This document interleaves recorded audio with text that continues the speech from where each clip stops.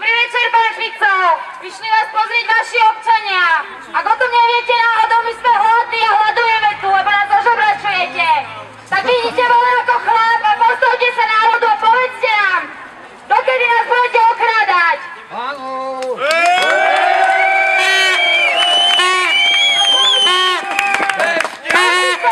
Pán Fico, ak ste chlap, tak vidíte voľa a vysvetlite nám to.